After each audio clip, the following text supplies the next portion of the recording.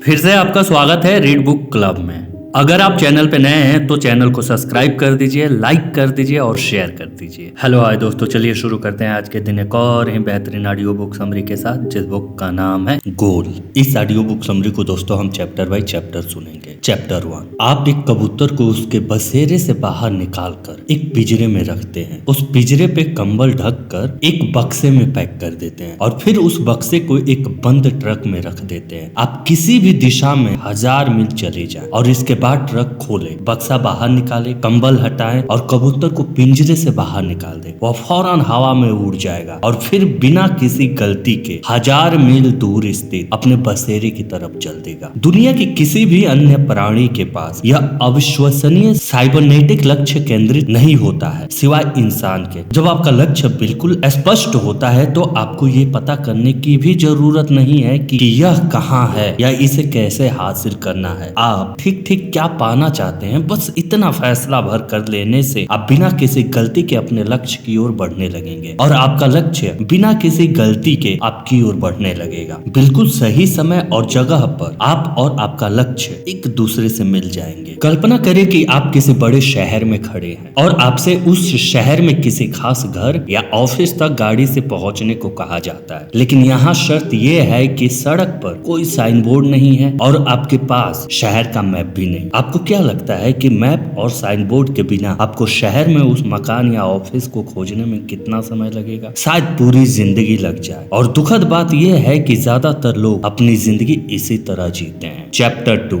एक व्यक्ति को नौकरी से निकाल दिया जाता है। वह व्यक्ति इस निर्णय के लिए अपने बॉस से नाराज हो जाता है। जब तक वह अपने बॉस से कंपनी के प्रति अपनी नकारात्मक भावनाओं को सही ठहराते रहेगा, नकारात्मक भावना उसे नियंत्रित करती रहेगी और उसकी जिंदगी तथा सोच पर हावी रहेगी। लेकिन जैसे वो कहता है, ठीक है, मुझे नौकरी से निकाल दिया गया है, इस तरह की चीजें होती रहती है, मुझे नई नौकरी खोजने में व्यस्त हो जाना चाहिए, वैसे ही उसकी नकारात्मक भावनाएं खत्म हो जाती है। उसका दिमाग शांत हो जाता है। वह अपना ध्यान अपने लक्ष्य पे केंद्रित कर लेता है। वह उन कदमों के बारे में एकाग्रित हो जाता है जो वह दोबारा नौकरी पाने के लिए उठा सकता है। जैसे वह खुद को सही साबित करना छोड़ देता है, वह ज्यादा पॉजिटिव बन जाता है। आज के बाद किसी भी चीज के लिए दूसरे को दोष देना छोड़ दो। अतीत की घटनाओं के बारे में अफसोस और शिकायत करना छोड़ दो, क्योंकि उन्हें बदला नहीं जा सकता। इसके बजाय अपना रुख भविष्य की तरफ करें और इसके बारे में सोचे कि आप क्या चाहते हैं और कहां जा रहे हैं। सबसे बढ़कर अपने लक्ष्य के बारे में सोचे। लक्ष्य के बारे में सोचने भर से ही आप सकारात्मक और उद्देश्यपूर्ण बन जाते हैं। जैसा कॉमेडियन बड़ी हैकेट ने एक बार कहा था, मैं कभी द्वेष नहीं पालता। जब आप जल भून रहे होते हैं तब आपके शत्रु नाच गा रहे होते हैं। चैप्टर 3। आप वही बन जाते हैं जिसके बारे में आप ज्यादातर वक्त सोचते हैं। सवाल यह है कि लीडर ज्यादातर किस चीज के बारे में सोचते हैं? जवाब है, लीडर भविष्य के बारे में सोचते हैं। वह इस बारे में सोचते हैं कि वह कहां जा रहे हैं और वहां पहुंचने के लिए वह क्या कर सकते हैं। चार्ल्स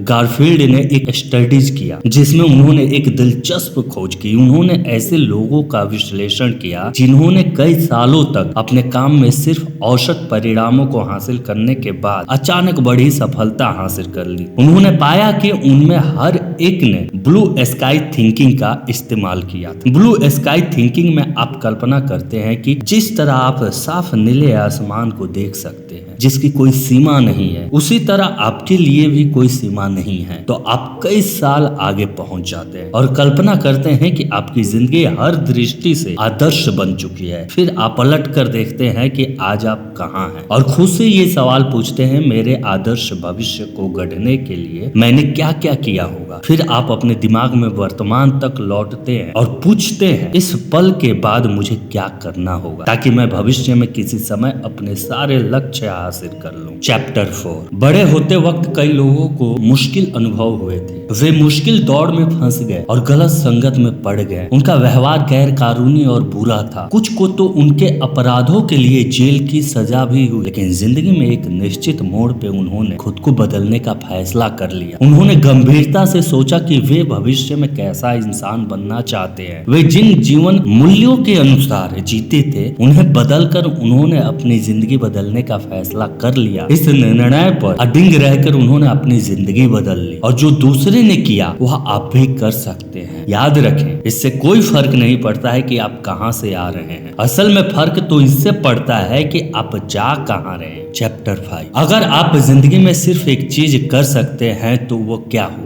याद रखें, आप किसी ऐसे टारगेट पे निशाना नहीं लगा सकते जिसे आप देख ही नहीं सकते हो। कल्पना करें कि आप कंप्लीट मेडिकल चेकअप के लिए किसी डॉक्टर के पास जाते हैं। कुछ दिन बाद आपका डॉक्टर आपको बुलाकर कहता है, मेरे पास आपके लिए अच्छी खबर भी है और बुरी खबर भी। अच्छी खबर ये है कि अगले 6 महीनों तक आप बहुत ही स्वस्थ जीवन जिएंगे। अब बुरी खबर ये है कि 6 महीने के बाद आप एक असाध्य रोग से मर जाएंगे। अगर आपको आज पता चले कि जीने के लिए आपके पास सिर्फ 6 महीने ही बचे हैं, तो आप ये आखिरी 6 महीने कैसे गुजारेंगे? आप ये समय किसके साथ बिताएंगे? कहाँ जाएंगे? आप कौन सा काम पूरा करने की कोशिश करेंगे? ये सवाल पूछने पर आपके दिमाग में जो भी सबसे ऊपर आता है वह आपके सच्चे जीवन मूल्यों का प्रतिबिंब होगा। Chicken soup for the soul series के सह लेखक मार्क विक्टर हैंसन की सलाह है कि आप कागज पर कम से कम 100 लक्ष्यों को लिखें जिन्हें आप अपने जीवन काल में हासिल करना चाहते हैं। फिर ये कल्पना करें कि इन लक्ष्यों को हासिल करने के लिए आपके पास समय, पैसा और संसाधन मौजूद है। इसके बाद एक आश्चर्यजनक चीज होगी, 100 सपनों की सूची बनाने की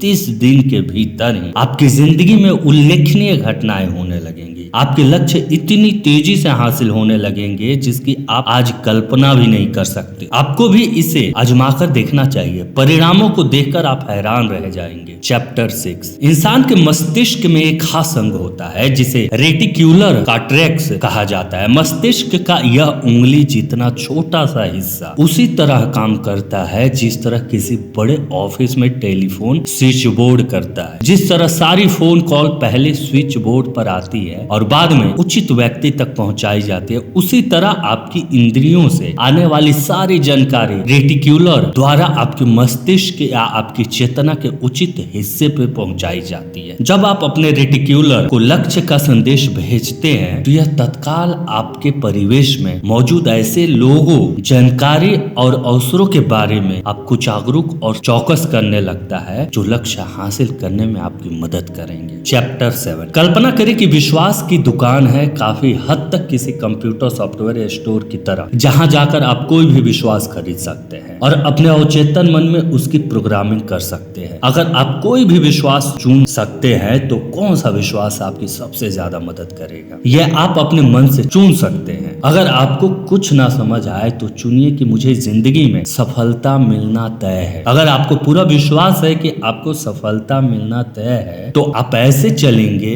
बोलेंगे और काम करेंगे जैसे जिंदगी में आपके साथ होने वाली हर घटना आपको सफल बनाने की योजना का हिस्सा है। तो थैंक यू दोस्तों, ये थी आज की ऑडियो बुक समरी। दोस्तों, ऑथर ने अपनी इस किताब में बहुत सारे विषय पे चर्चा किया है। उनमें से कुछ पॉइंट्स को हमने यहाँ आपके सामने रखा है। उम्मीद है कि आपको पसंद आए होंगे। अगर आप इसे पूरा पढ़ना चाहते हैं तो आप इसे अमेज़न से खरीद सकते हैं। इस किताब की लिंक हमारे डिस्क्रिप्शन बॉक्स में मिल जाएगी। तो थैंक यू दोस्तों अपना कीमती समय देने के लिए। तो इसे अपने दोस्तों के साथ अवश्य शेयर करें और आपको दिल से धन्यवाद अपना कीमती समय देने के लिए। दोस्तों, आप लोगों से एक अनुरोध और रिक्वेस्ट है कि प्लीज हमारे चैनल को सब्सक्राइब कर दीजिए। हम आपकी नॉलेज को इंक्रीज ही तो करते हैं, please. Thank you for watching read book. अगर आप हमारे चैनल पे नए हैं तो हमारे चैनल को लाइक कर दीजिए, सब्सक्राइब कर दीजिए और कमेंट करके हमें बताइए कि आपके लिए और कौन सी ऑडियो बुक समरी लाई जाए।